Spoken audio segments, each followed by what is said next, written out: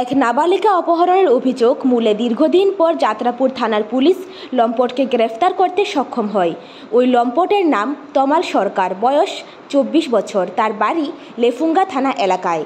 গত 4/1/2023 ইংরেজি সালে যাত্রাপুর থানার অন্তর্গত নিদয়া পঞ্চায়েত এলাকা থেকে 14 বছরের একটি নাবালিকা মেয়েকে অপহরণ করেছিল। ঘটনার সঙ্গে সঙ্গে নাবালিকা মেয়েটির অভিভাবক যাত্রাপুর থানার পুলিশের কাছে লিখিত অভিযোগ দায়ের করেন।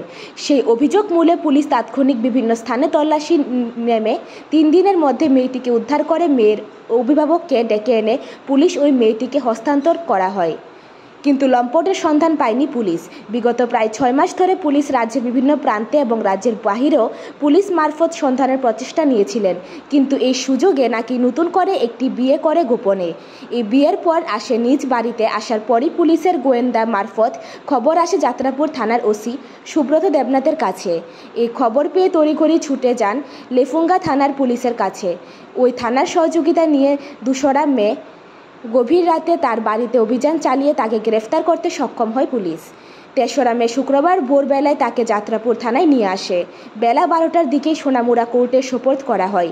অবশ্যই বলা যায়, যাত্রাপুর থানার সম্প্রতিকালে শুধুমাত্র নেশা পাচার বাণিজ্য রোধে পুলিশ তৎপর নয়, অন্যান্য সামাজিক অবৈধ কাজকর্মের সাথে যুক্ত লম্পট অথবা দুষ্কৃতী ব্যক্তিদের ধরপাকড় করার ক্ষেত্রেও ভূমিকা নেহাত কম নয়।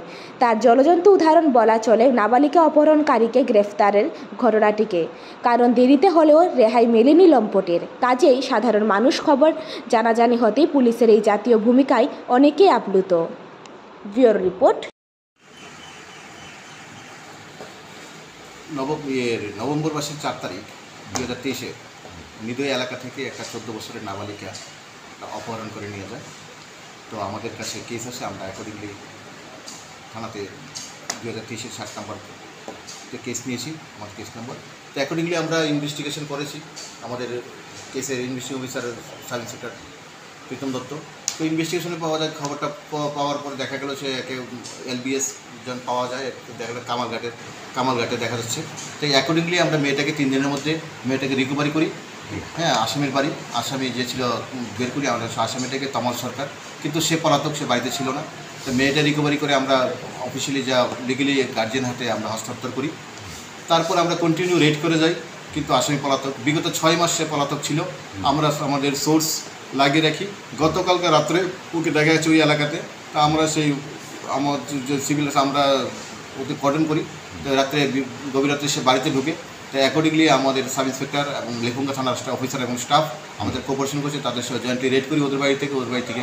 তাকে অ্যারেস্ট করে আমরা ভোর রাত্রে আমাদের নিয়ে আসি।